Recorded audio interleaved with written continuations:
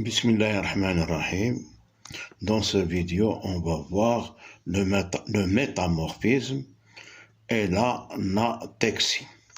Donc, on voit des domaines, le domaine 1, le domaine 2, le domaine 3 et le domaine 4. Donc, le domaine 1.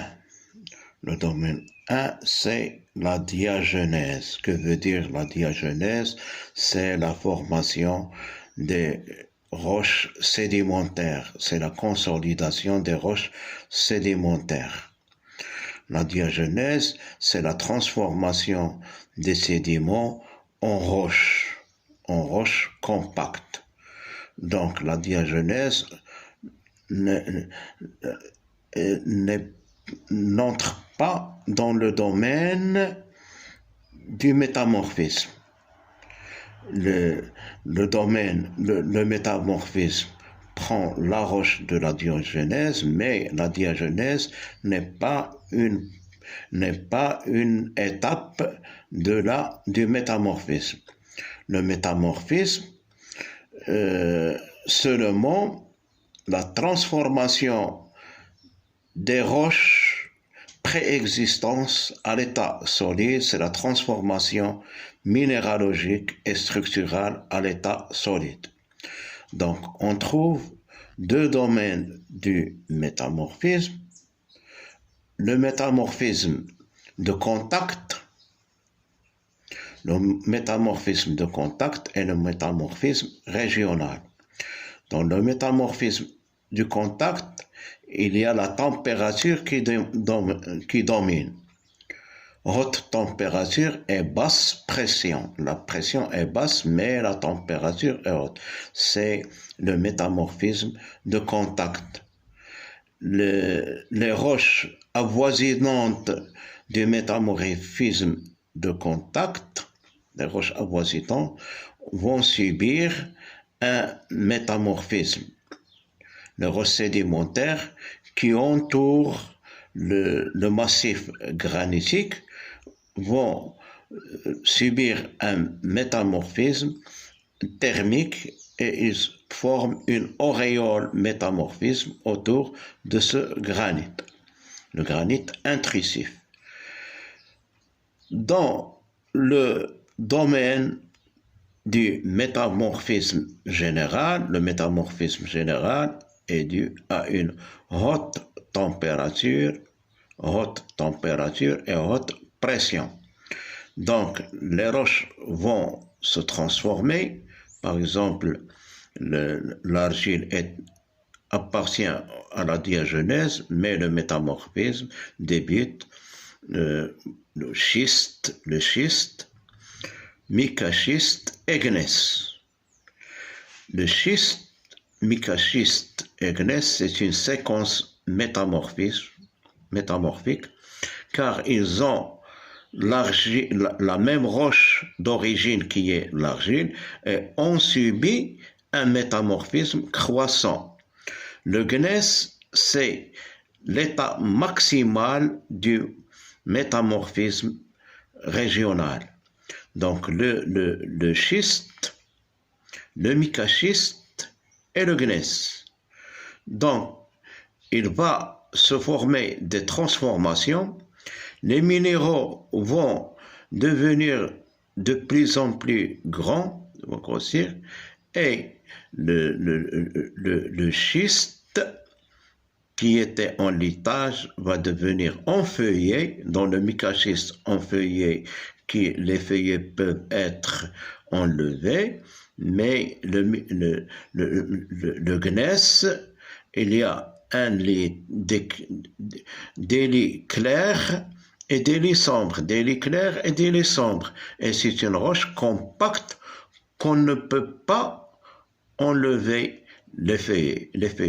C'est la foliation du gneiss. Donc le gneiss, c'est l'état maximal du métamorphisme régional.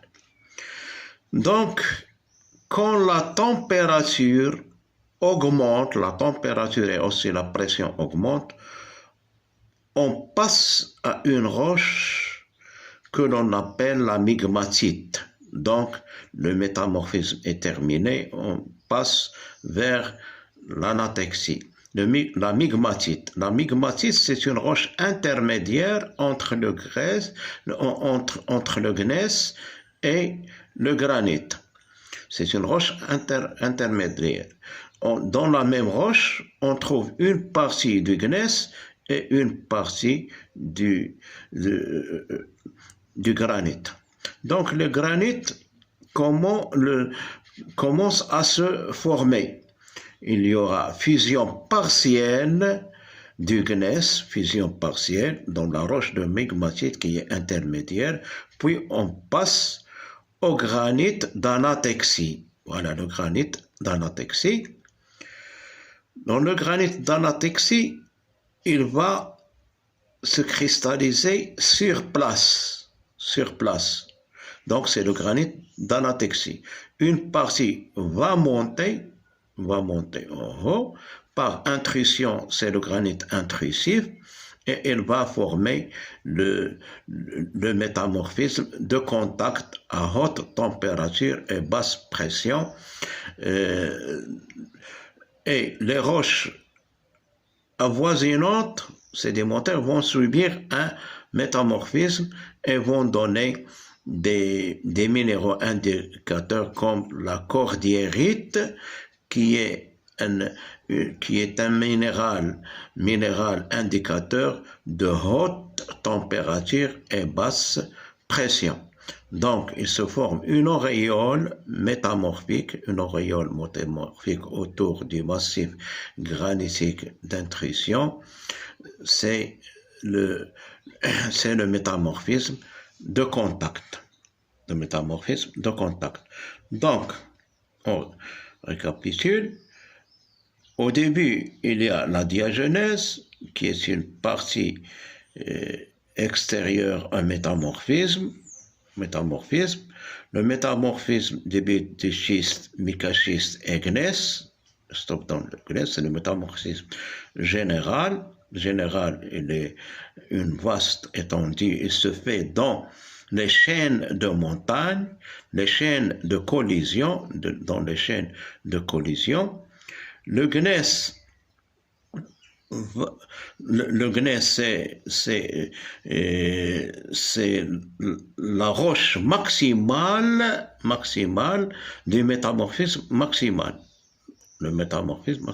Puis débute l'anatexie, la fusion partielle du gneiss qui va donner une roche intermédiaire que l'on appelle la migmatite, intermédiaire entre le gneiss et le granit d'anatexie. Il va se former un magma granitique qui va se refroidir sur place et va donner le granit d'anatexie. Une autre partie va remonter et va s'infiltrer entre les roches et il va donner le métamorphisme de contact à haute température et basse pression. Merci.